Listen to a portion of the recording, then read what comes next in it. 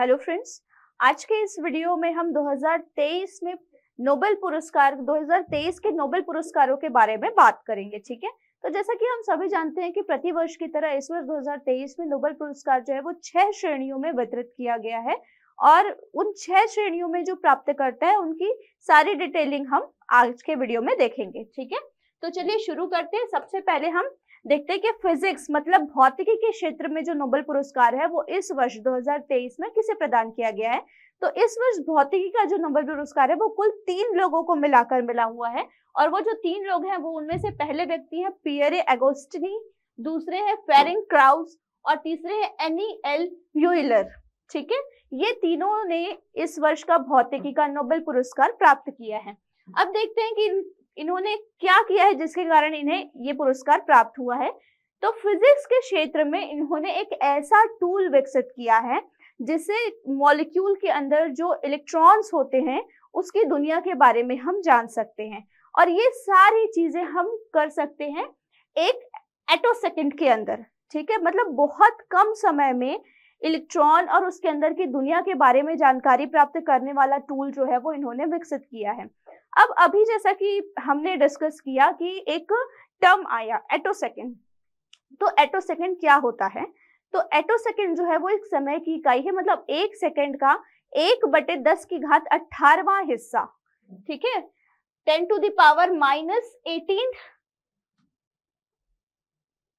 हिस्से में हम ये सारी जानकारी जो है वो प्राप्त कर सकते हैं। ऐसा टूल इन्होंने विकसित किया है और इस आविष्कार के लिए इन्हें फिजिक्स के क्षेत्र में नोबेल पुरस्कार जो है वो प्रदान किया गया है। अब अगला हम आते हैं रसायन विज्ञान में नोबेल पुरस्कार के बारे में। तो इस वर्ष रसायन विज्ञान के क्षेत्र में भी फिजिक्स की तरह ही 3 लोगों को ये पुरस्कार जो है वो प्रदान किया गया है। तो वो जो 3 लोग हैं वो है मोंगी जी बावेंडी, दूसरे हैं लुइस ई ब्रूस और तीसरे हैं एलेक्सी यकीमोव। ठीक है, ये तीनों अमेरिका के साइंटिस्ट हैं जिन्हें ये पुरस्कार दिया गया है और ये पुरस्कार जो है वो इन्हें इनकी जो खोज है, जो आविष्कार है क्वांटम डॉट्स की खोज के लिए इन्हें दिया गया है। ठीक है, क्वांटम डॉट्स क्या होता है? तो ये बहुत छोटे कण होते हैं जिनका जो आकार है वो 1 से लेके 100 नैनोमीटर तक का होता है। ठीक है, और इन क्वांटम डॉट्स का अगर हम अनुप्रयोग की बात करें या एप्लीकेशन की बात करें तो चिकित्सा के क्षेत्र में और मुख्यतः जो डिस्प्ले होता है, जैसे हम देखते हैं एलईडी डिस्प्ले, तो इस क्षेत्र में ये जो क्वांटम डॉट्स हैं वो बहुत हेल्पफुल होंगे। तो ये थे हमारे रसायन विज्ञान के क्षेत्र में नोबेल पुरस्कार प्राप्तकर्ता। अब अगला हम देखते हैं चिकित्सा के क्षेत्र में किन्हें नोबेल पुरस्कार प्राप्त हुआ है। तो 2023 में चिकित्सा के क्षेत्र में 2 लोगों को नोबेल पुरस्कार प्रदान किया गया है, कैटलीन कारिको और ड्रू वेस्मैन को। ठीक है, कैटलीन जो है वो हंगरी से हैं और ड्रू जो है वो अमेरिकन साइंटिस्ट हैं जिन्हें ये पुरस्कार प्रदान किया गया है। अब इन्हें ये पुरस्कार क्यों प्रदान किया गया है? तो इन्होंने राइबोन्यूक्लिक एसिड जो हमारे शरीर में होता है, मैसेंजर राइबोन्यूक्लिक एसिड, उसके क्षेत्र में उन्होंने शोध किया है।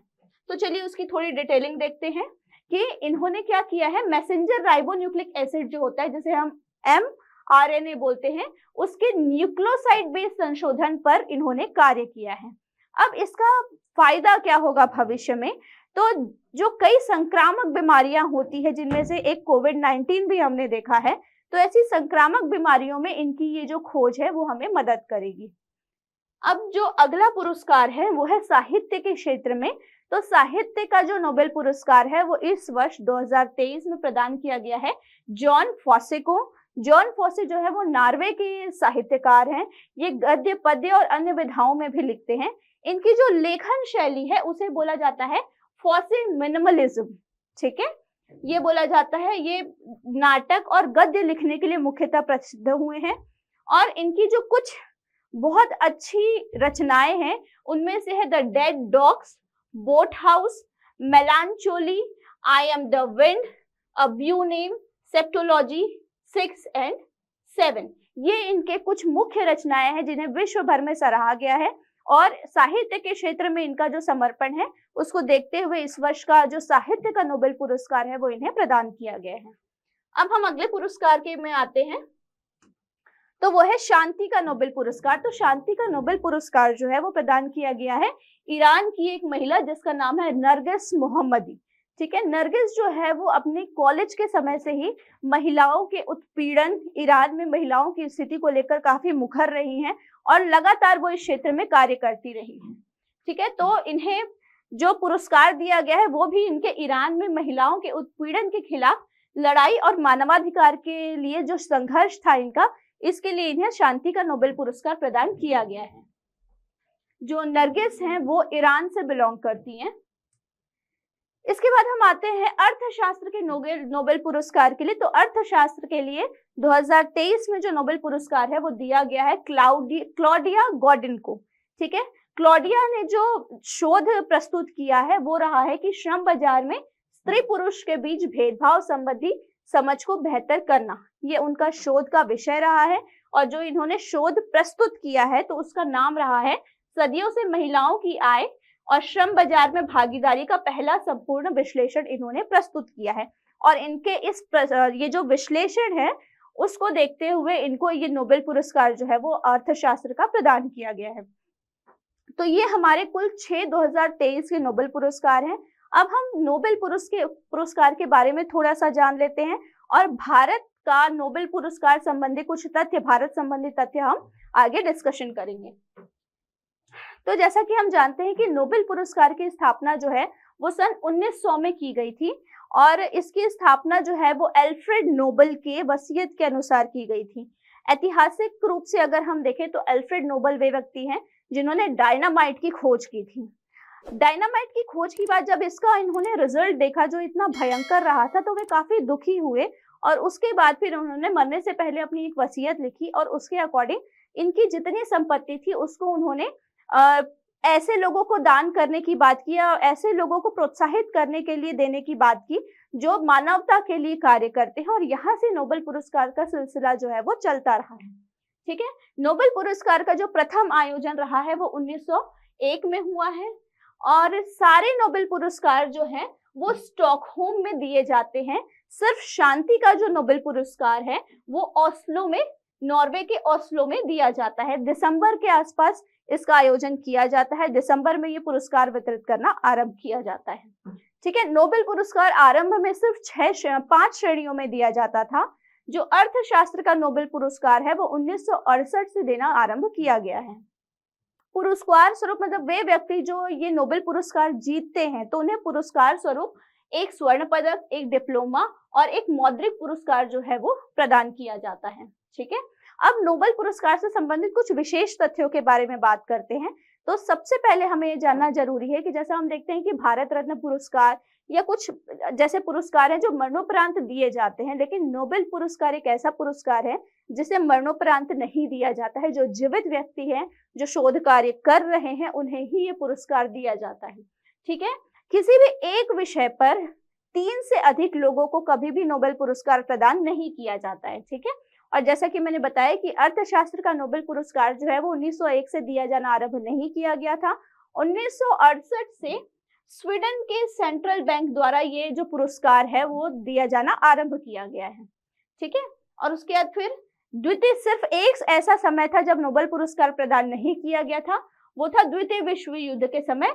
2 वर्ष तक ये पुरस्कार नहीं दिया गया था और सबसे कम उम्र की नोबेल विजेता जो रही हैं वो पाकिस्तान की मलाला यूसुफ रही हैं, जिन्हें शांति का नोबेल पुरस्कार जो है वो प्रदान किया गया था। इसके बाद हम देखते हैं कि कुछ ऐसे लोग हैं जिन्हें एक से ज्यादा बार या हम बोले कि 2 बार नोबेल पुरस्कार प्रदान किया गया है। तो वो कौन कौन लोग हैं? तो पहली है मैडम क्यूरी, जिन्हें फिजिक्स और केमिस्ट्री के लिए 2 बार नोबेल पुरस्कार मिला है। फिर है लिनस पॉलिन, जिन्हें केमिस्ट्री के लिए नोबेल पुरस्कार प्रदान किया गया है 2 बार। फिर है जॉन बार्डिन और उसके बाद आते हैं फ्रेडरिक सेंगेर। ठीक है, ये 4 ऐसे लोग हैं जिन्हें 2 बार नोबेल पुरस्कार प्रदान किया गया है। अब हम थोड़े भारत के परिप्रेक्ष्य में भी बात कर लेते हैं कि वो कौन कौन से भारतीय हैं, उन्हें किस सन में और किस हेतु नोबेल पुरस्कार प्रदान किया गया है। तो सबसे पहले भारतीय जिन्हें नोबेल पुरस्कार प्रदान किया गया है वह है रविंद्रनाथ टैगोर जी, जिन्हें 1913 में साहित्य के क्षेत्र में उनकी जो रचना है गीतांजलि, इसके लिए नोबेल पुरस्कार प्रदान किया गया था। तो रविंद्रनाथ टैगोर जी जो है वो प्रथम भारतीय नोबेल पुरस्कार प्राप्तकर्ता हैं। फिर दूसरा जो है वो है सीवी रमन जी, जिन्हें 1930 में ये पुरस्कार प्रदान किया गया फिजिक्स के क्षेत्र में। उन्नत कार्य के लिए। फिर तीसरे व्यक्ति हैं डॉक्टर हरगोविंद खुराना, जो भारतीय मूल के अमेरिकी नागरिक हैं और 1968 में इन्हें चिकित्सा के क्षेत्र में नोबेल पुरस्कार दिया गया है। उसके बाद फिर आती है मदर टेरेसा जी, जो भारत की पहली ऐसी महिला है जिन्हें नोबेल पुरस्कार प्रदान किया गया है और 1979 में इन्हें ये पुरस्कार प्रदान किया गया है। शांति का नोबेल पुरस्कार मदर टेरेसा जी को प्रदान किया गया था। फिर आते हैं सुब्रमण्यम चंद्रशेखर जी, जिन्हें 1983 में भौतिकी के क्षेत्र में ये पुरस्कार प्रदान किया गया है। फिर अमर्त्य सेन जी, जिन्हें 1998 में अर्थशास्त्र के लिए। फिर वेंकटरमन रामकृष्ण जी, जिन्हें उसके बाद फिर 7वें नंबर पे है वीएस नायपाल जी, जिन्हें 2001 में साहित्य के लिए ये पुरस्कार मिला था। फिर वेंकटरमन रामकृष्ण जी, जिन्हें 2009 में रसायन के क्षेत्र में प्राप्त हुआ। फिर कैलाश सत्यार्थी जी, 2014 में शांति के लिए नोबेल पुरस्कार प्राप्त किया इन्होंने। और अभी तक के जो आखिरी व्यक्ति भारत के जिन्हें ये नोबेल पुरस्कार प्राप्त हुआ है वो है अभिजीत विनायक बनर्जी, जिन्हें 2019 में अर्थशास्त्र के लिए ये पुरस्कार प्रदान किया गया है। तो ये हमारी जो वीडियो थी आज की, वो नोबेल पुरस्कार, वर्तमान का जो नोबेल पुरस्कार है वो नोबेल पुरस्कार की कुछ ऐतिहासिक पृष्ठभूमि और भारत का नोबेल पुरस्कार से जो संबंध रहा है उसके बारे में रहा है। आने वाले वीडियोस में हम और कुछ अलग टॉपिक्स के बारे में डिस्कस करेंगे। Thank you.